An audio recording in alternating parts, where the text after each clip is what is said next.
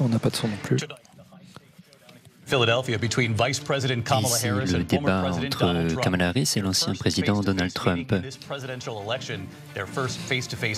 Leur premier débat face à face. Il s'agit d'un événement historique. Les candidats sont au coude à coude dans les sondages et c'est un jour historique. Et notamment, ils sont au coude à coude ici en Pennsylvanie. Le débat présidentiel commence dès à présent.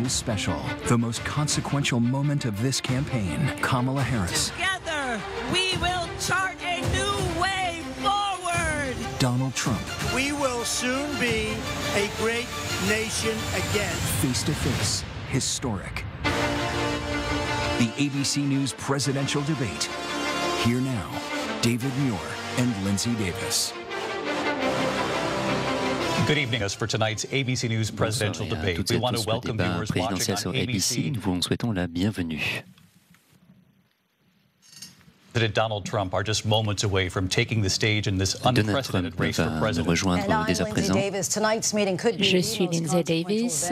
Le débat de ce soir pourrait être vraiment l'événement tout à fait décisif à moins de 2 mois de l'élection pour la vice-présidente Kamala Harris. C'est le premier débat depuis le retrait de Joe Biden le 21 juillet et également depuis le débat Trump-Biden au mois de juin. Et voilà qui nous amène aux règles de ce soir. 90 minutes de pause de publicité. Aucun des sujets n'ont été révélés aux candidats. Les candidats auront 2 minutes pour répondre à des questions. Vous voyez ici le temps. 2 minutes pour le contre-argument et 1 minute pour les clarifications et retours. Leur microphone ne sera allumé que lorsque c'est à leur tour de parler, sans note autorisée. Il n'y a pas de public ici ce soir au National Convention Center. Les candidats ne se sont jamais rencontrés par le passé. Le président Trump a gagné au tirage au sort. Il sera le dernier à intervenir en conclusion. Saluons les candidats, la vice-présidente Kamala Harris et le président Donald Trump.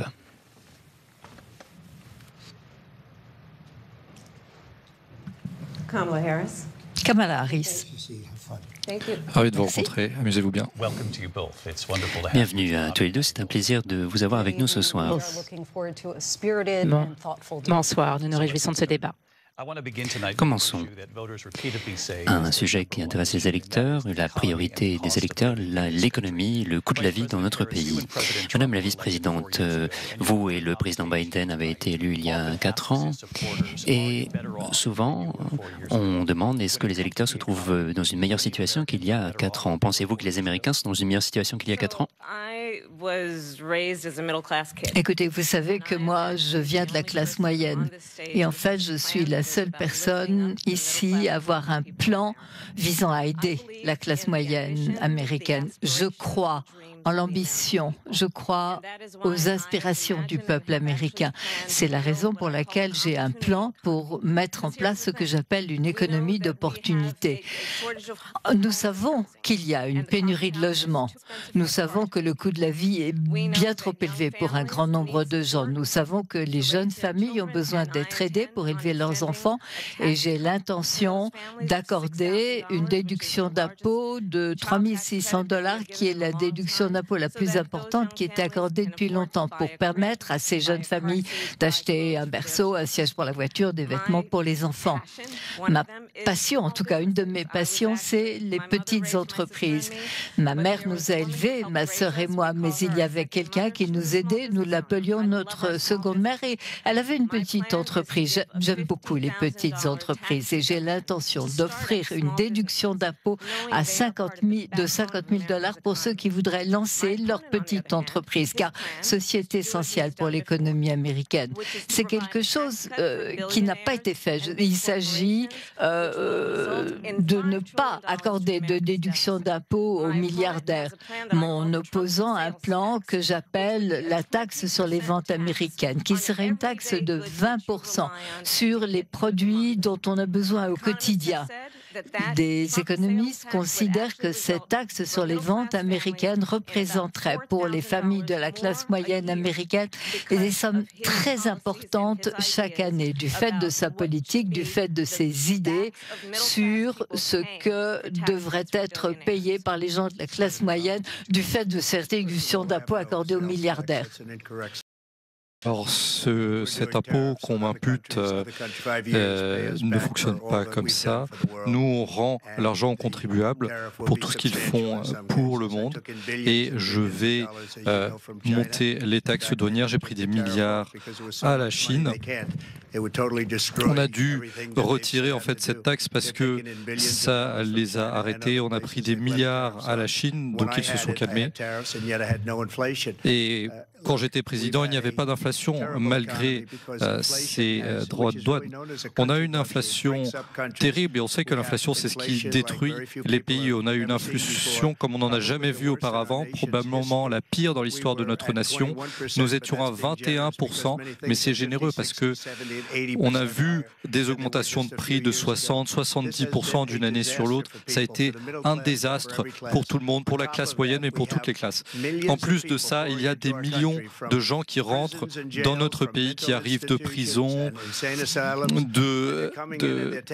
d'asile d'aliénés, et ils prennent nos emplois, ils prennent des emplois des Afro-Américains, des Hispaniques. Et les syndicats aussi vont être impactés. On voit ce qui se passe. On voit ce qui se passe avec les villes de par les États-Unis. On voit Springfield en Ohio, Roa dans le Colorado. Ils s'emparent de ces villes. Ils s'emparent des bâtiments. Ils s'en emparent violemment. Ce sont des gens qu'elle et Biden ont laissé rentrer dans notre pays et ils détruisent notre pays. Ils sont dangereux, ils ont le niveau de criminalité le plus élevé et on doit les faire sortir, on doit les faire sortir rapidement. J'ai créé une des plus grandes économies de l'histoire de notre pays et je le referai encore mieux. Nous parlerons de l'immigration et de la sécurité des frontières durant ce débat, mais je tiens à laisser la possibilité à Mme Harris de répondre.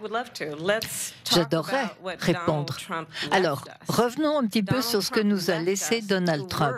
Donald Trump nous a laissé la pire situation en termes de chômage depuis la Grande Dépression. Ce qu'il nous a laissé, c'est l'épidémie la pire depuis un siècle. Ce qu'il nous a laissé, c'est la pire attaque contre notre académie depuis la guerre. Et ce qu'il nous a fallu faire, eh bien, c'est nettoyer les dégâts provoqués par Donald Trump. Et ce que j'essaye de faire maintenant, c'est de m'appuyer sur les aspirations des Américains. Mais ce que je vais vous dire pendant le débat ce soir, c'est que vous allez toujours entendre les mêmes histoires, les mêmes mensonges, les griefs, les mêmes histoires. Ce soir, on va vous parler du projet 2025, un plan très dangereux, plan que le président Trump envisage de mettre en œuvre au cas où il serait réélu. Je crois très sincèrement que les Américains sont conscients de l'importance qu'il y a à être ensemble. Il y a beaucoup plus de choses en commun entre nous que ce qui nous sépare. Et moi, je voudrais être la présidente de tous les Américains. Alors, comme elle le sait mieux que tout le monde, je n'ai rien à voir avec le projet 2025. Je n'ai même pas lu, je ne veux même pas le lire, je fais exprès de ne pas le lire. Ce sont des gens qui se sont réunis, ils ont eu des idées, certaines sont bonnes. Ouvertement, tout le monde sait ce que je vais faire. Je vais réduire les impôts de manière très substantielle et je vais recréer une grande économie comme je l'ai déjà fait. Auparavant, on avait la plus grande économie et on a été frappé par cette pandémie. Et la pandémie, depuis 1977, lorsqu'il y a eu 1 million de morts, on n'a jamais rien vu de tel. On a fait un travail phénoménal avec la pandémie. On leur a transmis un pays où l'économie et le marché boursier a atteint des sommets qu'on n'avait jamais vus, même avant la pandémie. Et on a fait ça pour le monde entier, on a aidé le monde entier, on a mis des masques dans les mains de tout le monde, on me dit que j'ai reconstruit l'économie, que j'ai reconstruit l'armée, on a fait un excellent travail. On a reconstruit l'économie après la pandémie. Et les seuls emplois qu'ils ont créés, c'est des emplois qui en fait avaient été créés sous mon mandat et ils le savent. Donald Trump n'a pas de plan pour vous. Et si vous regardez son plan économique, il s'agit d'accorder des réductions d'impôts aux plus riches. Moi, ce que je propose, c'est une économie d'opportunités. Et les meilleurs économistes du pays, sinon du monde, pense qu'il faut faire quelque chose pour l'avenir du pays. Ce que nous dit, c'est que le plan de Donald Trump empirerait l'économie, alors que mes plans amélioreraient l'économie.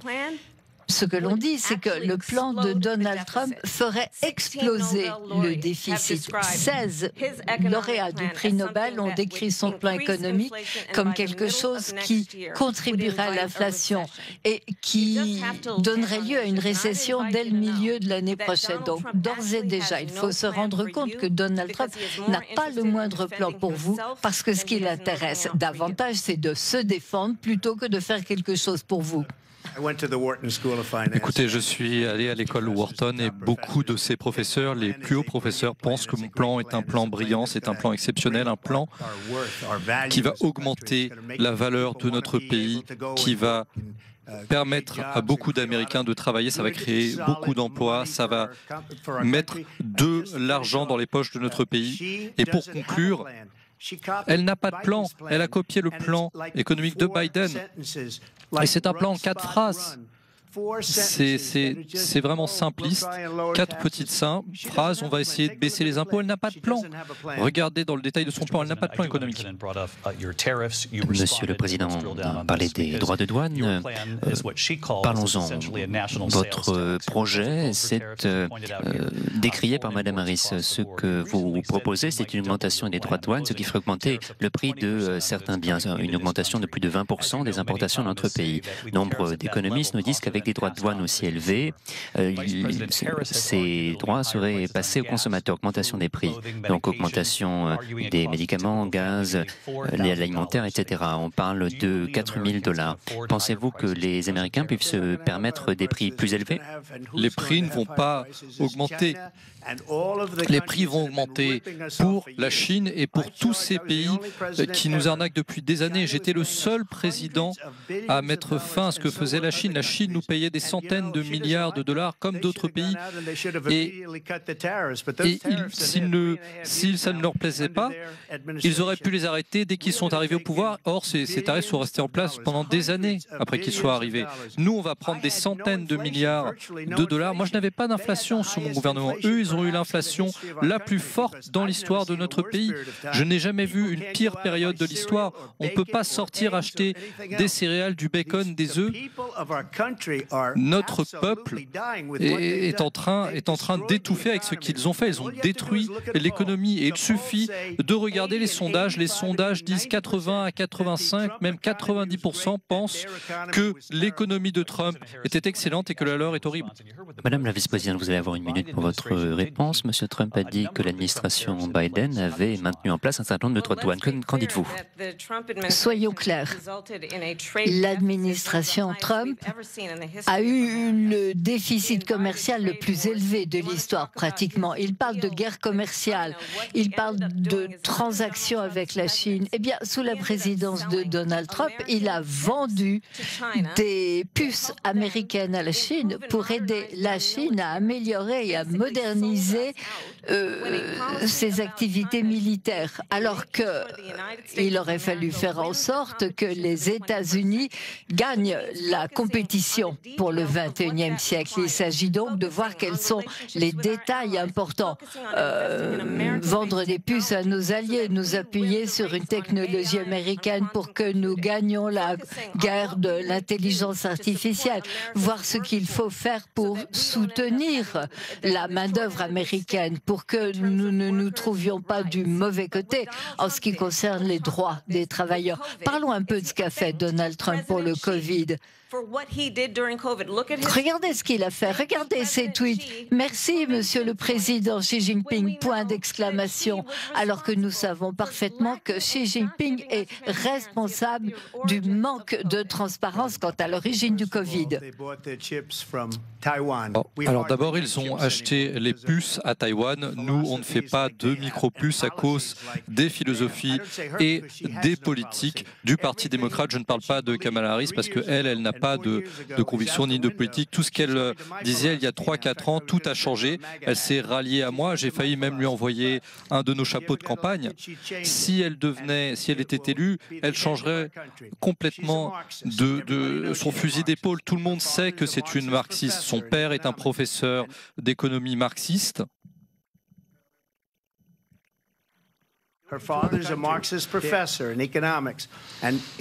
Et il lui a tout appris. Regardez ce qu'elle a fait à notre pays. On voit ces millions de personnes qui rentrent dans notre pays tous les mois. Je pense que c'est maintenant 21 millions de personnes. On parle de 15, mais je pense que c'est plus que 21 millions. C'est plus que l'État de New York qui rentre dans notre pays.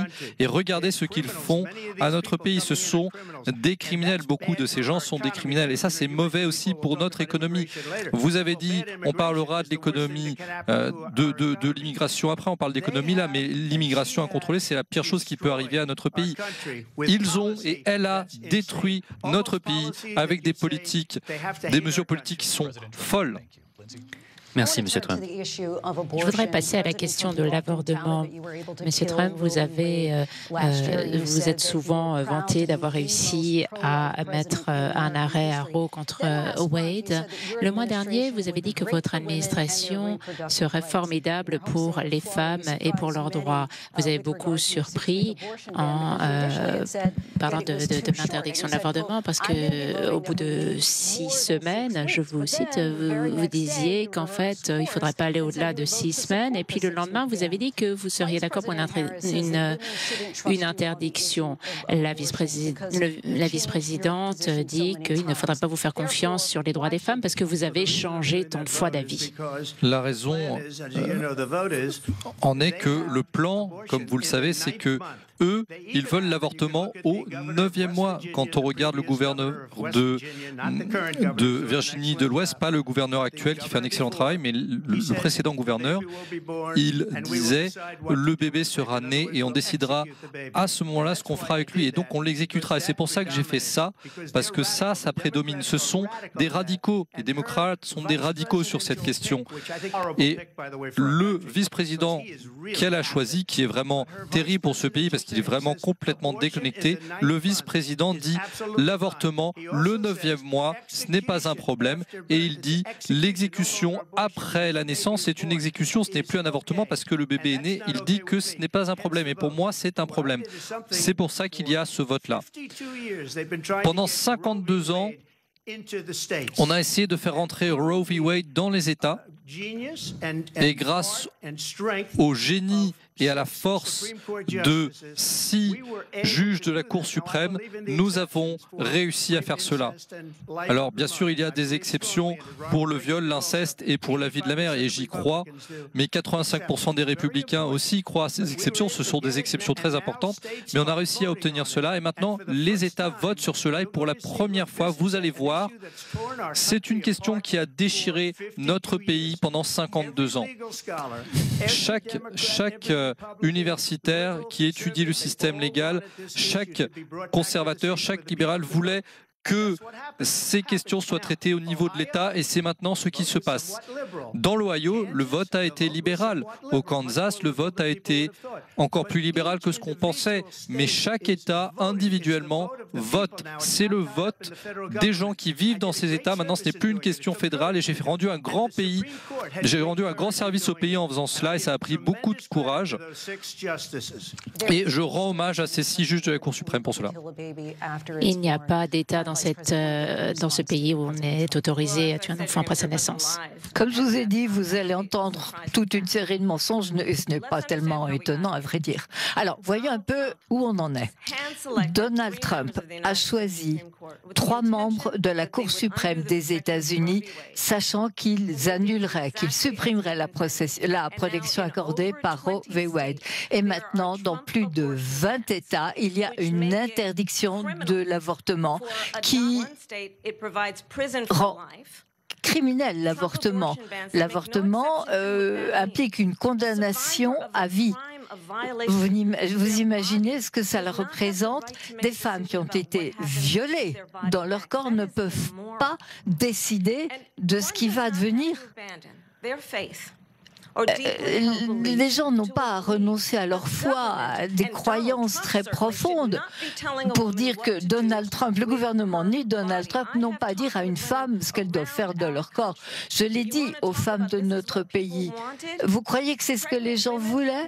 Les femmes enceintes souhaitent amener à terme une violence, des femmes qui souffrent d'une fausse couche se voient refuser une aide parce que les gens qui les aident risquent d'aller en prison, alors elles saignent dans un parking, dans une voiture. C'est ça que veut notre gouvernement. Une gamine qui a survécu à l'inceste doit mener à terme sa grossesse, mais elles ne veulent pas de cela. Et moi, je vous promets une chose. Lorsque le Congrès remettra en place la protection accordée par Roe v. Wade en tant que présidente des États-Unis, je serai fière de signer ce projet de loi et d'en faire une loi. Et je puis vous dire que si Donald Trump était réélu, il signerait une interdiction de l'avortement. Dans le cadre du projet 2025, il y a une interdiction de l'avortement. Vous serez complètement surveillés, vos grossesses, vos fausses couches.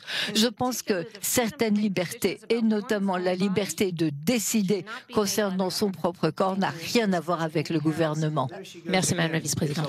Elle recommence, c'est encore un mensonge. Je ne signe pas d'interdiction, il n'y a pas de raison de le faire, parce qu'on a réussi à obtenir ce que tout le monde voulait, les démocrates, les républicains et tous les autres, et ce que tout étudiant du droit voulait voir, c'était un retour de cette question-là au niveau des États, et ça prendra peut-être un peu de temps, mais pendant 52 ans, cette question a déchiré notre pays, et j'ai fait ce que tout le monde pensait impossible. Maintenant, ce sont les États qui votent sur cette question. Ce qu'elle dit, c'est un mensonge pur et simple. En ce qui concerne une interdiction de l'avortement, moi, je ne suis pas partisan de l'avortement, mais ça n'a pas d'importance parce que c'est une question au niveau des États maintenant.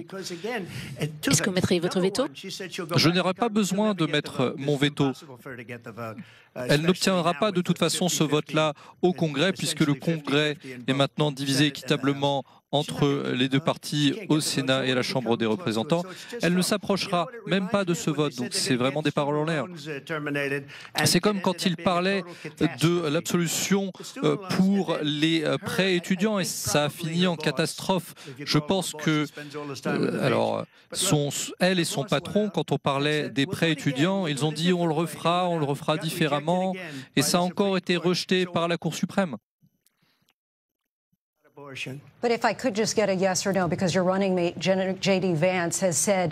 Donc tous ces étudiants, en fait, ça les a simplement provoqués avec cette idée. Et c'est une des raisons pour lesquelles ils ont perdu, parce que les millions de personnes qui ont dû payer leurs prêts étudiants, ils ne les ont pas eu gratuitement. Mais ils parlent de cela comme ils parlent de l'avortement maintenant. Mais J.D. Vance a parlé de cette question-là, de ces prêts. Ils ne peuvent jamais faire en sorte que ça passe. Ça n'a pas d'importance ce qu'elle promet de faire au Congrès. Mais pendant des années, ils voulaient que ça sorte du Congrès, ils voulaient que ça sorte du gouvernement fédéral, et nous, on a fait quelque chose dont tout le monde disait que c'était impossible, et maintenant, c'est le peuple qui vote sur l'avortement. Madame Harris, je vais vous donner le temps de répondre, mais est-ce que vous seriez favorable à toute restriction sur le droit d'avorter? Je pense qu'il faut remettre en place les protections accordées par Roe contre Wade, et comme vous l'avez dit, nulle part en Amérique, une femme ne va à terme de sa grossesse et demande un avortement. C'est insultant de dire cela, c'est insultant pour les femmes américaines. Et pour ce qui est de l'interdiction de l'avortement, des couples qui prient, qui rêvent d'avoir une famille, se voient refuser des traitements IVF. FIVET. Dans notre pays, il y a des gens qui sont obligés d'avoir 1 ou 2 emplois, qui n'ont pas les moyens de faire ce qu'ils voudraient, sont obligés de se rendre dans un autre État, de prendre l'avion et d'obtenir les soins dont ils ont besoin alors qu'ils n'ont pas les moyens de le faire. Et regardez ce que vous imposez à ces femmes. C'est invraisemblable, c'est inacceptable. La majorité des Américains croient que les femmes ont le droit de prendre des décisions concernant leur propre corps. Et c'est la raison pour laquelle dans chaque État où la question a fait l'objet d'un vote, des États rouges comme des États bleus, les gens ont voté pour cette liberté. Écoutez, je dois absolument répondre, c'est encore un mensonge. J'ai été un meneur sur la fécondation in vitro. La fécondation in vitro, j'en ai été un des plus grands soutiens. Et quand ils ont lancé une mission très négative des cours d'Alabama sur la fécondation in vitro, je suis allé les voir et 2 jours plus tard, ils ont voté pour l'autoriser. Ils le savent, tout le monde le sait. J'ai été un leader sur la fécondation in vitro. Et vous devriez poser la question, est-ce qu'elle permettra l'avortement au 8e mois, au 9e mois, au 7e mois? Est-ce que vous le feriez? Pourquoi est-ce que vous ne lui posez pas cette question? C'est ça le problème. Parce qu'après, sous Roe v. Wade, on pouvait faire l'avortement au 7e, 8e, 9e mois et même après la naissance. Regardez l'ancien gouverneur de Virginie qui a dit « on met le bébé de côté et ensuite on détermine ce qu'on va faire avec ». Merci. Passons à présent à l'immigration, la sécurité des frontières. C'est une question qui est chère au cœur des démocrates, des républicains également. Madame la vice-présidente, vous avez été chargée par le président d'aller à la racine de cette question, notamment vous déplaçant en Amérique centrale. Nous savons que les passages illégaux par la frontière ont beaucoup augmenté ces derniers temps. En juin, le président Biden a proposé des restrictions. Et depuis, les passages de la frontière ont baissé. Mais pourquoi est-ce qu'il a fallu attendre 6 mois avant les élections pour que vous agissiez? Et pourquoi est-ce que vous agiriez différemment du président Biden? Je suis la seule personne ici à avoir poursuivi des organisations criminelles transnationales concernant le trafic d'hommes, d'êtres humains, de fusils et de drogue, d'armes et de drogue. Et vous vous souvenez qu'il y a eu un projet que j'ai soutenu, un projet de loi concernant une politique sévère renforçant le contrôle de l'immigration. Il s'agissait d'aider les gens à faire leur travail. Ce projet de loi nous aurait permis de réduire sensiblement les flux de personnes qui arrivent aux États-Unis. Et il y a des gens que vous voyez qui sont très affectés par le fentanyl dans notre pays. Il s'agissait de poursuivre des organisations criminelles transnationales qui se livraient au trafic de drogue, d'armes et de personnes. Et vous savez ce qui s'est passé? Donald Trump a téléphoné à un certain nombre de personnes au Congrès en leur disant « empêchez ce projet de loi de passer ». Pourquoi? Parce qu'il est mieux avoir des problèmes que de les régler. Et cela se produit à un moment où, dans notre pays, les gens ont besoin d'un leader qui trouve des solutions, qui cherche des solutions, qui affronte les problèmes qui se posent. Mais ce que nous avons en la personne de l'ancien président, c'est quelqu'un qui préfère les problèmes plutôt que d'essayer de les régler. Il va parler de l'immigration ce soir. Il a commencé à en parler alors même que ce n'était pas le thème abordé. Et je vous invite à assister à un meeting de Donald Trump parce que vraiment c'est intéressant de voir ce qui se passe. Vous verrez que pendant ces meetings, il parle de personnes qui n'existent pas, il parle de cancer provoqué, il parle d'Hannibal Lecter, il parle de gens qui meurent d'épuisement à la frontière. Mais il y a une chose dont vous ne l'entendrez jamais parler, c'est de vous. Jamais il ne parlera de vos besoins, de vos rêves, de vos aspirations, de vos désirs. Et je crois que vous méritez un président qui vous met en premier. Merci, Madame Harris. Monsieur Trump, votre réponse, une question. Pourquoi avez-vous mis en péril ce texte et qui aurait mis des dizaines de milliers de personnes à la frontière pour les défendre? Alors, d'abord, je vais répondre sur les rassemblements de campagne. Les gens ne vont pas à ces rassemblements de campagne et ceux qui y vont, c'est parce qu'elle les paye. Donc, elle ne veut pas parler de ça. Les gens ne quittent pas mes rassemblements de campagne. On a les plus grands rassemblements de campagne dans l'histoire de la politique. C'est parce que le peuple américain veut reprendre son pays. On est en train de perdre notre pays. Notre pays est en train de s'effondrer. Ça s'est passé il y a 3 ans et demi. Et ce qui se passe là, on va finir avec la 3e guerre mondiale pour parler d'un autre sujet. Ce qu'ils ont fait à notre pays en permettant à ces millions et ces millions de personnes de rentrer dans notre pays. Regardez ce qui arrive maintenant avec les villes partout aux États-Unis et beaucoup de villes ne veulent pas en parler. Ce ne sera pas Aurora ou Springfield qui en parleront. Beaucoup ne veulent pas en parler parce que c'est un problème très embarrassant. À Springfield, ils mangent les chiens. Ceux qui viennent, ceux qui sont rentrés, ils mangent les chiens et les chats. Ils mangent les animaux de compagnie des gens qui vivent dans ces villes. Et c'est ce qui se passe dans notre pays. C'est une honte. En ce qui concerne les rassemblements de campagne, la raison, c'est que les Américains viennent parce qu'ils veulent faire de notre pays de nouveau un grand pays. Elle détruit ce pays. Et si elle devient présidente, ce pays n'a aucune chance de réussir. Non seulement on ne réussira pas, mais en plus, on finira comme le Venezuela, encore pire, maire. Pour clarifier, vous avez parlé de Springfield dans l'Ohio. Nous avons contacté le maire de cette ville et il a démenti qu'il y avait eu des animaux de compagnie qui auraient été maltraités par certains individus dans la communauté immigrée. Simplement. Mais les gens à la télévision disent on m'a pris mon chien et on l'a mangé. Et il le dit, et peut-être que il a raison de le dire. C'est ce que disent les Américains qui se sont interviewés à la télévision. Encore une fois, le maire nous a dit qu'il n'y avait pas de preuves de ces allégations. Madame Harris, une réponse. On parle vraiment de choses extrêmes, là. Je crois que c'est l'une des raisons pour lesquelles, dans cette élection, j'ai l'appui de 200 républicains qui ont travaillé précédemment avec le président Bush, Mitt Romney, John McCain. J'ai également l'appui de l'ancien vice-président Dick Cheney et de Liz Cheney, membre du Congrès. Et si vous voulez savoir si les choses ne sont pas suffisamment claires pour vous, ce que veut l'ancien président, son ancien chef d'état-major, son ancien chef de cabinet a dit qu'il avait voulu trahir la Constitution. On nous a dit qu'il était dangereux, qu'il n'était pas apte à occuper la présidence. On nous a dit que la nation ne survivra pas à un autre mandat Trump. Et ça, c'est son chef des armées. Alors, lorsqu'on entend ce genre de propos, lorsque les questions qui affectent le peuple américain ne sont pas abordées, je crois que les choses sont claires et que le choix est clair. Une minute pour répondre. Écoutez, quand j'entends cela, moi je suis quelqu'un de différent. J'ai viré la plupart des gens dont elle parle. Pas gracieusement, souvent parce qu'ils ont mal travaillé, je les ai virés. Eux, ils n'ont jamais viré personne. Ils n'ont viré personne qui ait participé au fiasco de l'Afghanistan et des talibans, avec tous ces gens qui ont été tués de manière féroce et violente.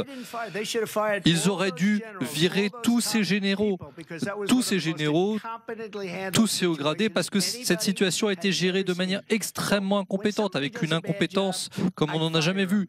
Donc moi, quand quelqu'un fait mal son travail, je le vire. Et quelqu'un comme Asper, eh bien, il ne travaille pas bien, donc je l'ai viré. Et après, ils écrivent des livres, parce que moi, je les laisse écrire des livres. Mais en fait, ils ont fait un très mauvais boulot et ils n'ont jamais viré personne. Regardez l'inflation, ils n'ont viré aucun de leurs économistes, ils continuent à travailler. C'est comme ça qu'il faut pour qu'on n'écrive pas des livres sur eux. Mais moi, j'ai eu plus de votes que n'importe quel républicain dans l'histoire et de très loin. Et en fait, j'ai obtenu plus de votes que tout président dans l'histoire des États-Unis et de loin. Poursuivant sur l'immigration, vous souhaitiez en parler, alors on revient à vos mesures, propositions de déportation, de renvoi. Madame Harris en a également, vous parlez de l'expulsion la plus importante dans l'histoire de notre pays, vous parlez d'utiliser la garde nationale, d'utiliser les forces armées, etc., la police locale également. Comment expulserez-vous 11 millions de sans-papiers? Vous dites que le chiffre est plus important. Expliquez-vous votre projet. Comment est-ce que ça ferait? La police irait de porte à porte? Alors, écoutez, c'est à cause d'eux, ils ont laissé des criminels, des millions de criminels, ils ont laissé des terroristes, ils ont laissé des petites frappes, des trafiquants de drogue rentrer dans notre pays, aux États-Unis, des gens qui, dans leur pays d'origine, se sont entendus dire « ne revenez jamais ou on vous tuera », des pays comme le Venezuela. la criminalité partout dans le monde a baissé. Vous savez pourquoi? Parce qu'ils ont pris leurs criminels et ils les lui ont donnés à elle pour qu'elle les mette dans notre pays. Ça sera une des plus grandes erreurs de l'histoire des États-Unis de les permettre de rentrer. Ils pensaient le faire car ils obtiendraient des votes, mais ça ne vaut pas le coup parce qu'ils sont en train de détruire le cœur de notre pays avec ce qu'ils ont fait. Il n'y a jamais rien de tel qui ait été fait qui y ressemble. Ils ont laissé des millions de personnes rentrer, ils détruisent notre pays et partout dans le monde, sauf ici, la criminalité descend alors qu'ici, elle grandit comme jamais, malgré les déclarations frauduleuses qu'ils font. Et on a une nouvelle forme de criminalité, c'est le crime d'immigrés, et ça se produit à des niveaux sans précédent.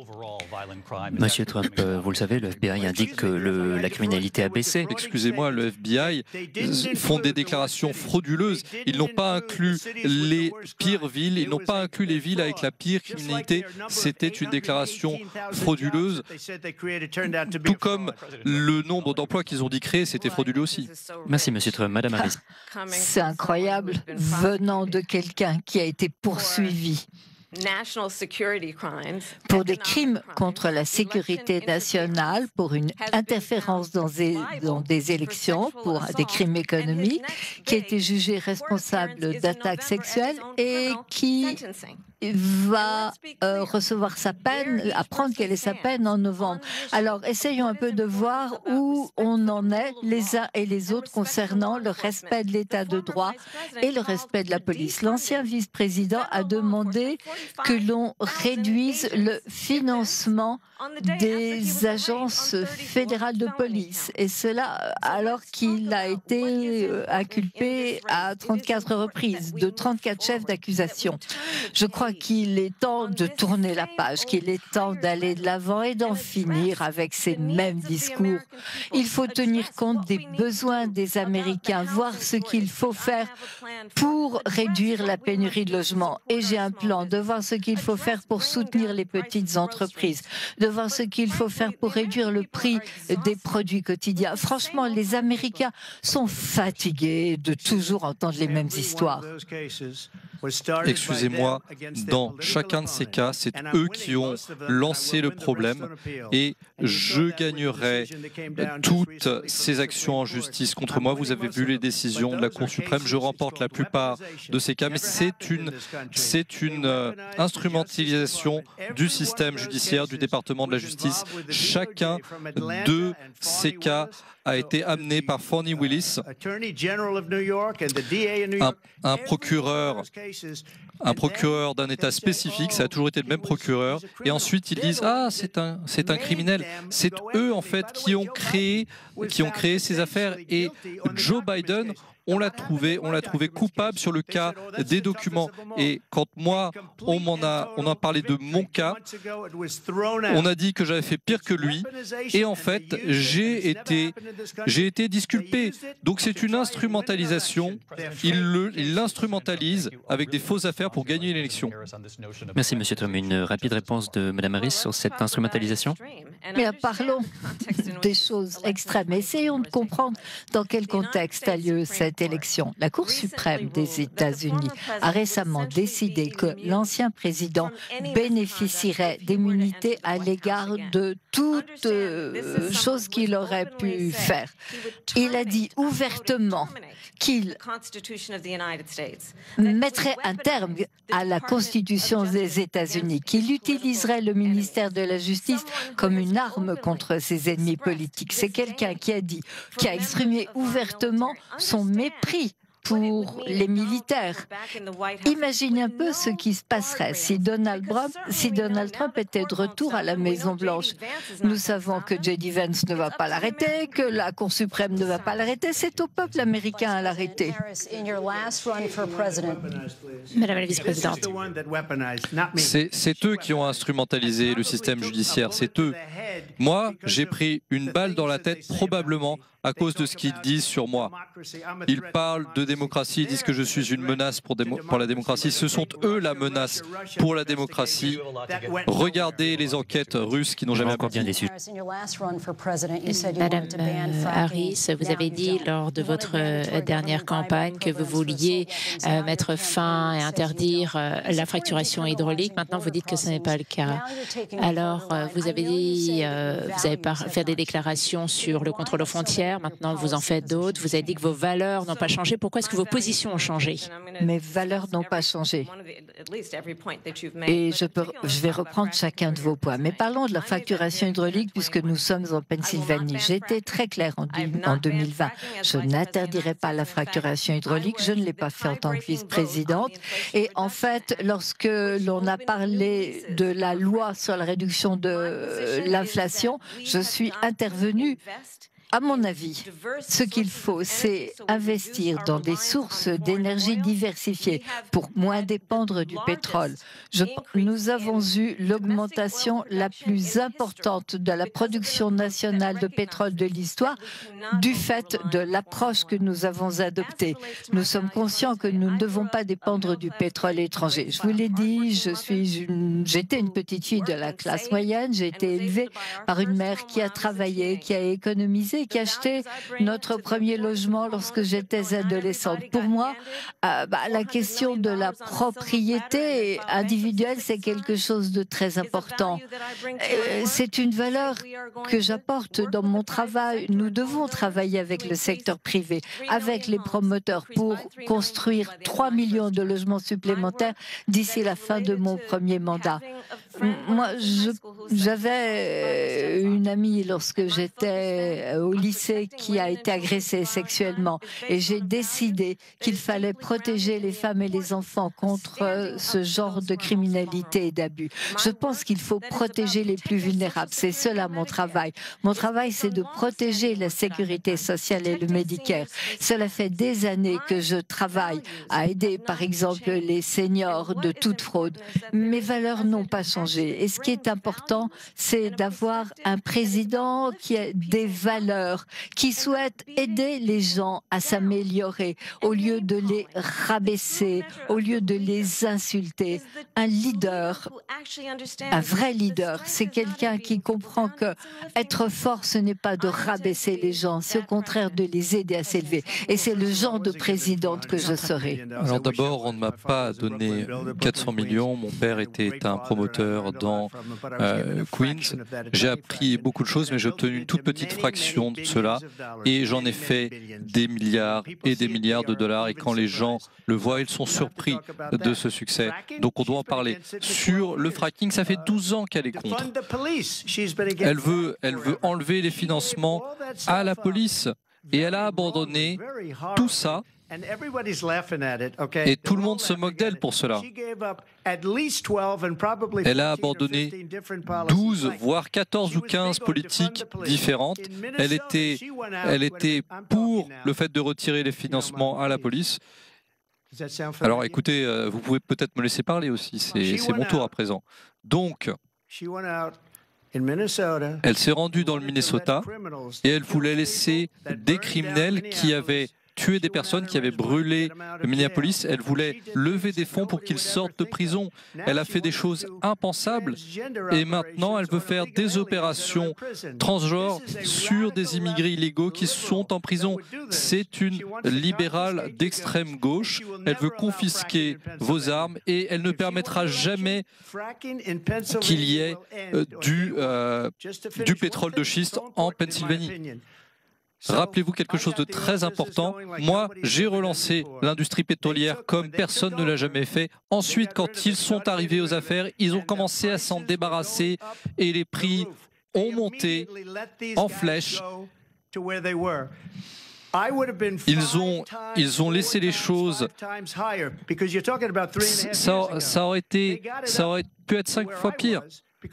Il y a 3 ans, ils l'ont fait monter là où moi j'étais monté parce qu'ils n'avaient pas le choix. Les prix de l'énergie étaient en train de quadrupler. Donc, ils ont dit on va revenir aux politiques de Trump. Mais s'ils remportent l'élection, le jour après l'élection, ils recommenceront à détruire notre pays. Le pétrole sera mort, les énergies fossiles seront mortes et on retournera au solaire et à l'éolien. Et on aura besoin d'un désert entier pour faire de l'énergie. Vous avez déjà vu une centrale solaire? Il faut des centaines et des centaines d'hectares de désert dans l'environnement. Lindsay, thank you. We have an election in just 56 days. And I want to talk about the peaceful transfer of power, which, of course, we all know is a cornerstone of our democracy, and the role of a president in a moment of crisis. Mr. President, on January 6th, you told your supporters to march to the Capitol. You said you would be right there with them. The country and the world saw what played out at the Capitol that day, the officers coming under attack.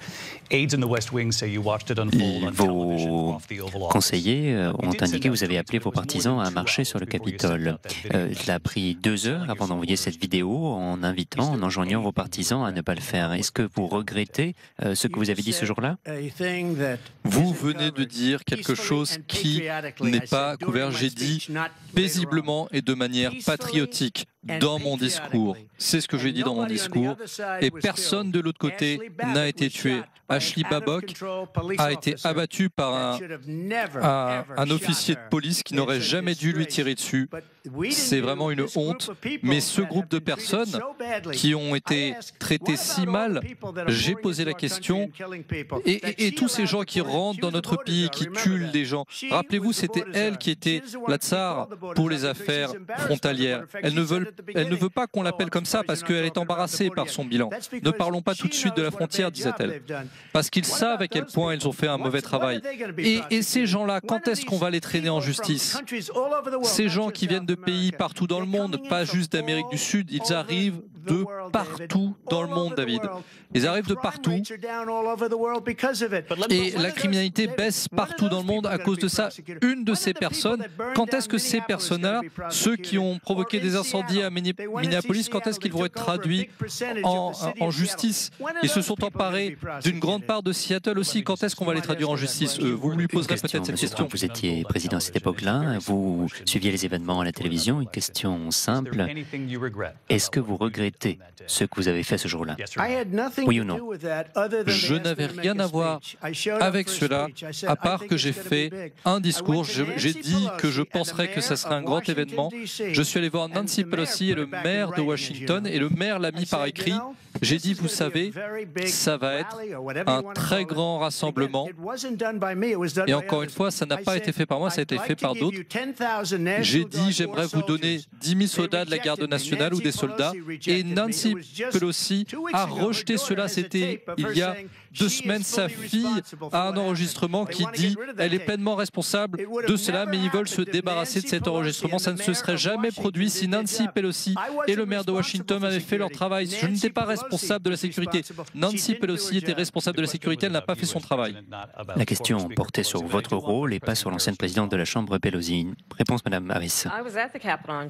Moi, j'étais au Capitole le 6 janvier. J'étais la vice-présidente qui venait d'être élue. J'étais également sénatrice. Et ce jour-là, le président des États-Unis a incité un groupe de militants violents à attaquer notre Capitole. Et ce jour-là, 140 officiers de police ont été blessés. Certains en sont décédés. Et il y a eu des chefs d'accusation contre l'ancien président pour cette raison-là. Mais ça n'est pas une situation isolée. Souvenons-nous, Charlottesville, où il y a eu une troupe de personnes qui étaient en train de diffuser des discours antisémites. Et qu'a fait le président à ce moment-là? C'était des gens très bien. Souvenons-nous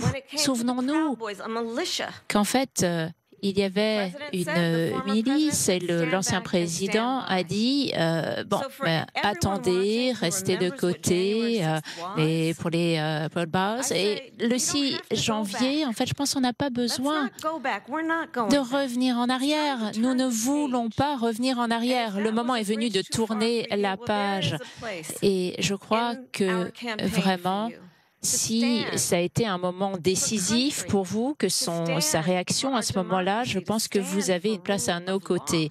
Nous allons défendre l'état de droit, nous allons défendre la démocratie, nous allons mettre fin à ce chaos et nous allons mettre fin à cette approche, à savoir qui consiste à attaquer les fondements de la démocratie simplement parce que les résultats d'une élection ne vous plaisent pas. Et soyons bien clairs, le candidat Donald Trump a déjà dit que, en fait, si les résultats de cette élection ne lui conviennent pas, eh bien, ça recommencera. Je vous propose de ne pas revenir en arrière et je vous propose vraiment d'aller de l'avant.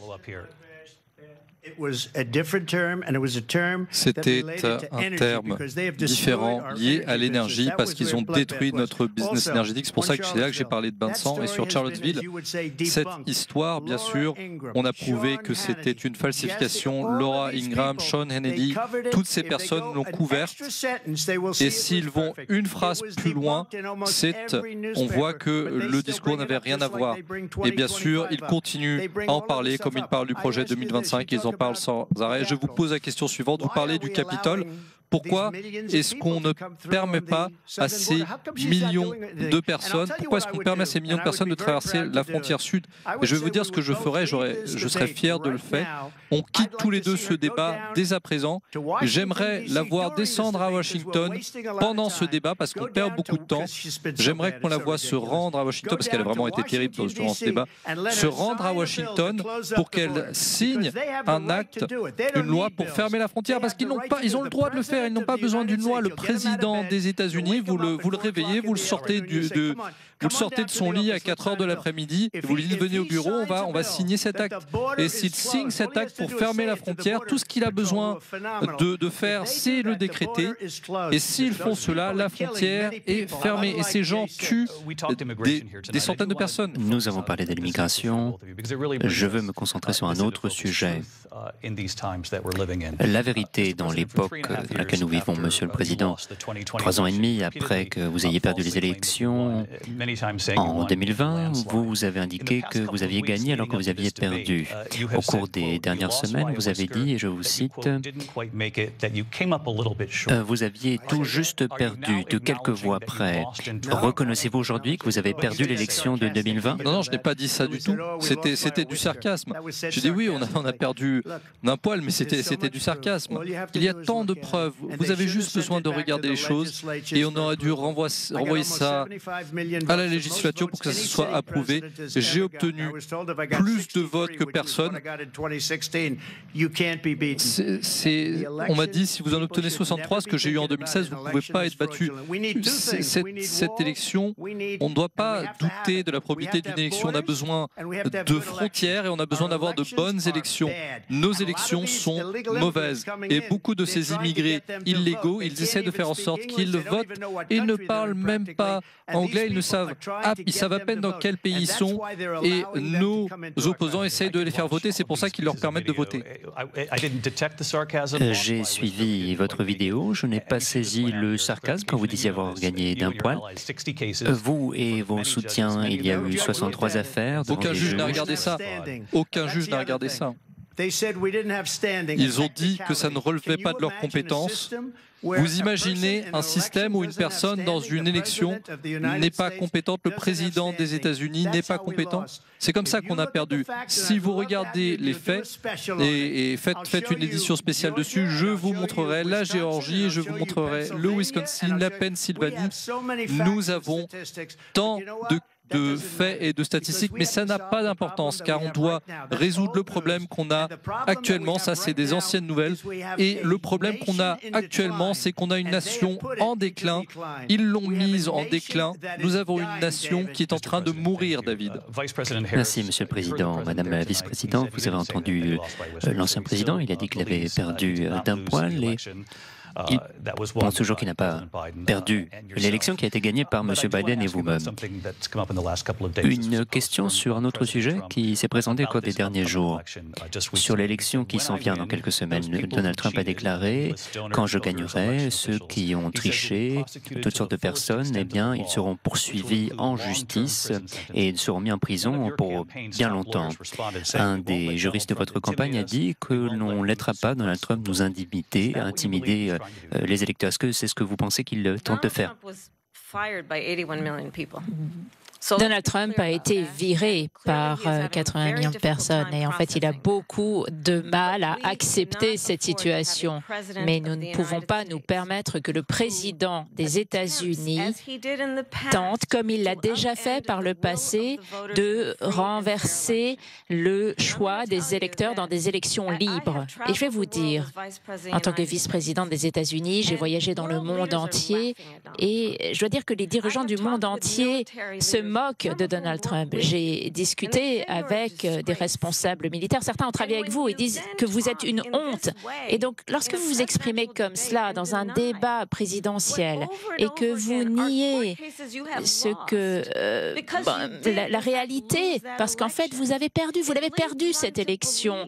Et ça nous amène à penser que peut-être, en fait, dans le candidat qui est à mes côtés, à ma droite, nous n'avons pas une personne qui se rend compte de la réalité des faits. Et ça, c'est vraiment troublant. Je dirais que le peuple américain a vraiment droit à mieux. Une minute pour répondre, M. Trump. Écoutez, Viktor Orban, l'un des hommes les plus respectés, c'est un homme fort, un homme intelligent, le Premier ministre de la Hongrie. Ils ont dit « Pourquoi est-ce que le monde entier explose ?» Il a dit « Parce que vous avez besoin de Trump en tant que président. » Ils avaient peur de lui, la Chine avait peur, et je n'aime pas utiliser le mot peur, mais je le cite, il disait « La Chine avait peur, la Corée du Nord avait peur de lui. » Regardez ce qui se passe avec la Corée du Nord d'ailleurs. Il disait « La Russie avait peur de lui. » Moi, j'ai mis fin au pipeline Nord Stream 2 et il a été remis en place par Biden. Mais lui, il a mis fin au pipeline Excel dans notre pays, mais il a laissé les Russes construire un pipeline qui se rend dans toute l'Europe et qui va en Allemagne, le plus grand pipeline du monde. Écoutez, Viktor Orban l'a dit. Il a dit l'homme le plus respecté, le plus craint, c'est Donald Trump. Nous n'avions pas de problème quand Trump était président, mais quand cet homme faible et pathétique que vous avez vu à un débat il y a quelques mois, et il n'a eu aucun, elle n'a eu aucun vote, lui il a eu 14 millions de votes. Vous parlez d'une menace pour la démocratie, il a eu 14 millions de votes et ils l'ont éjecté. Et je vais vous donner un petit secret, Biden la déteste. Mais il avait 14 millions de votes et ils l'ont viré. Elle a eu 0 vote. Et quand elle est arrivée, elle était la première à partir parce qu'elle a échoué. Et maintenant, elle est candidate. Je ne comprends pas. Et moi, ça me parle parce que je pense qu'on va... Votre temps est terminé, nous avons d'autres sujets. Je voudrais parler de la guerre entre Israël et le Hamas, les otages américains qui sont toujours détenus. Madame la vice-présidente, vous avez dit qu'Israël avait le droit de se défendre, mais que la façon dont Israël se défendrait était importante. Israël doit faire davantage pour protéger des civils innocents. Cela, vous l'avez dit il y a 9 mois. Maintenant, il y a un très grand nombre de Palestiniens qui sont morts. Il ne reste pas beaucoup d'otages. Benjamin Netanyahou a dit qu'il n'y avait pas de négociations susceptibles d'aboutir pour l'instant. Qu'est-ce que vous suggérez? Alors, il faut bien comprendre la situation. Le 7 octobre, le Hamas, une organisation terroriste, a assassiné 1200 Israéliens. Nombre d'entre eux étaient jeunes, ils étaient simplement en train d'assister à un festival de musique. Des femmes ont été violées. Alors j'ai dit, je l'ai dit à l'époque et je le dis aujourd'hui, Israël a le droit de se défendre. Nous nous défendrions en pareil cas. Mais la manière de le faire est importante parce qu'il est également vrai qu'il y a bien trop de Palestiniens innocents qui ont été tués, des enfants, des mères. Ce que nous savons, c'est que il faut que cette guerre s'arrête. Il faut qu'elle s'arrête immédiatement. Et comment faire? Eh bien, il nous faut un accord de cessez-le-feu. Il faut libérer les otages. Donc, nous allons continuer à travailler d'arrache-pied 24 heures sur 24 pour bien faire en sorte qu'on se dirige vers une solution à 2 États. Et dans cette solution, il faut que la sécurité soit assurée pour les Israéliens, pour Israël, et des mesures semblables pour les Palestiniens. Mais je vous garantis que je donnerai toujours la possibilité à Israël de se défendre, en particulier par rapport à l'Iran et toute menace que l'Iran et ses partisans posent à Israël. Mais il nous faut une solution à 2 États. Il faut reconstruire la bande de Gaza. Il faut que les Palestiniens aient la sécurité, droit à leur autodétermination. Comment vous négocieriez-vous avec Netanyahou et avec le Hamas pour libérer les otages et pour empêcher que d'autres civils innocents soient tués? Si j'étais président, ça n'aurait jamais commencé. Si j'étais président, la Russie ne se serait jamais, je connais Poutine très bien, ne se serait jamais, et il n'a pas menacé de le faire pendant 4 ans, Poutine ne serait jamais rentré en Ukraine où il a tué des millions de personnes. C'est bien pire que ce que l'on croit, ce qui se passe là-bas. Mais lorsqu'elle parle d'Israël d'un seul coup, elle déteste Israël. Elle ne rencontrerait même pas Netanyahou. Elle ne l'a même pas rencontré quand il était allé à Cabros pour faire un discours, parce qu'elle était à une fête de son ancienne association étudiante. Elle déteste Israël. Si elle est présidente, je pense qu'Israël n'existera plus d'ici 2 ans. Et j'ai fait de bonnes prédictions par le passé. J'espère que j'aurai tort sur ce point-là. Elle déteste Israël. Et en même temps, à sa manière, elle déteste la population arabe, parce que tout va être bombardé, les Arabes, les Juifs, Israël, tout disparaîtra, Israël disparaîtra. Ça ne se serait jamais produit. L'Iran était ruiné sous Donald Trump. Maintenant, l'Iran a 300 milliards de dollars parce qu'ils ont retiré toutes les sanctions que j'ai mises en place. L'Iran n'avait pas d'argent pour le Hamas, le Hezbollah et les 28 autres sphères de terreur, et il y a des sphères de terreur horribles. Ils n'avaient pas d'argent. D'ailleurs, vous avez très bien couvert cette actualité. Ils n'avaient pas d'argent pour le terrorisme. Ils étaient ruinés. Maintenant, c'est une nation riche, et maintenant, ce qu'ils font, c'est qu'ils dépensent cet argent. Regardez ce qui s'est passé avec les Houthis au Yémen. Regardez ce qui se passe au Moyen-Orient. Ça ne se serait jamais produit, et je vais régler ça rapidement. Et la guerre entre l'Ukraine et la Russie va se terminer. Si je suis président élu, je réglerai ça avant même de devenir président. Vous détestez Israël? Évidemment, ça n'est pas vrai. Pendant toute ma carrière, pendant toute ma vie, j'ai soutenu Israël et les Israéliens. Ils le savent très bien. Encore une fois, ils cherchent à diviser et à détourner les Américains de la réalité. À savoir, on sait très bien que Donald Trump est faible et ne sait pas gérer la sécurité étrangère. On sait qu'il admire les dictateurs et il va vouloir devenir dictateur lui-même le premier jour. Il le dit lui-même. On sait très bien qu'il a dit à Poutine qu'il pouvait faire ce qu'il voulait, qu'il pouvait envahir l'Ukraine. On sait fort bien qu'il a dit lorsque la Russie a envahi l'Ukraine, c'était une très bonne idée, c'est formidable. Il échange avec Kim Jong-un et on sait très bien que ces autocrates, ces dirigeants seraient ravis que vous soyez président parce qu'ils savent très bien qu'ils pourront vous manipuler avec des faveurs, en vous flattant. Et c'est la raison pour laquelle il y a tant de dirigeants militaires avec lesquels vous avez travaillé m'ont dit que vous étiez une honte. Et c'est la raison pour laquelle nous comprenons bien qu'il nous faut un président qui n'ait pas une attitude faible sur la sécurité nationale et tout particulièrement, il faut que l'on respecte notre armée.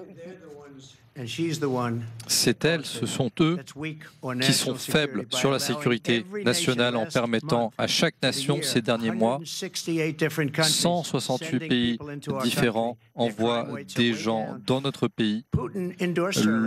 Poutine l'a soutenu la semaine dernière. Il a dit j'espère qu'elle va gagner. Et je pense qu'il a raison parce que lui, il a réussi à faire passer des choses incroyables. Ça ne se serait pas passé avec moi.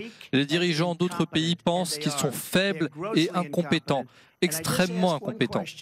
Et je vous pose une question, pourquoi est-ce que Biden a mis fin au pipeline Keystone et il a approuvé l'accord Nord Stream 2, le plus grand pipeline au monde qui se rend en Allemagne et partout en Europe? C'est parce qu'ils sont faibles, ils sont inefficaces et Biden a dépensé beaucoup d'argent. Merci, Monsieur le Président. Il y a encore beaucoup de questions à aborder. Nous revenons après une page de publicité.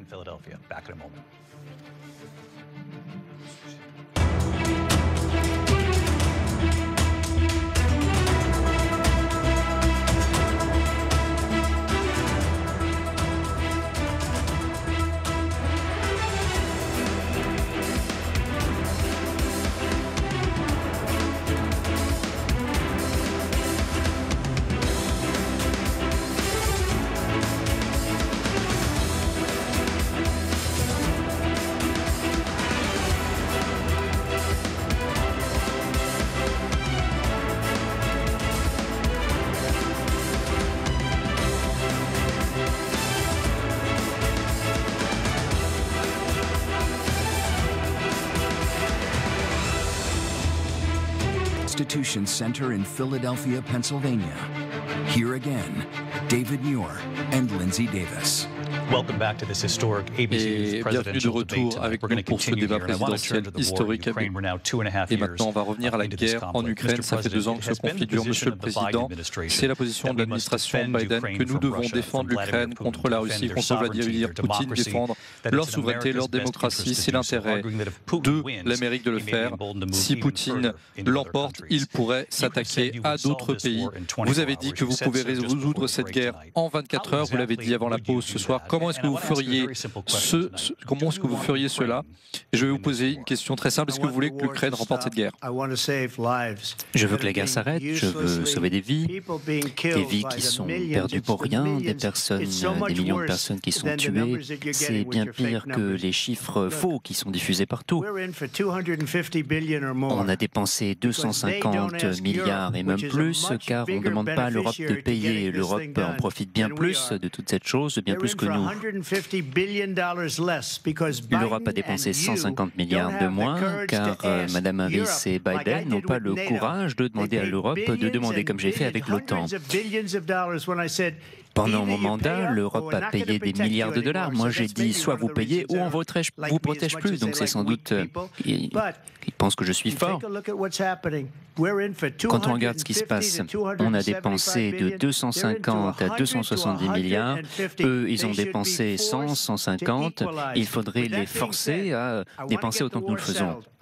Je veux régler la guerre. Je connais Zelensky très bien. Je connais très bien Poutine. J'ai une très bonne relation avec lui. Et il me respecte. Biden, il ne le respecte pas. Et pourquoi il le respecterait? Biden n'a même pas appelé une seule fois Poutine en 2 ans.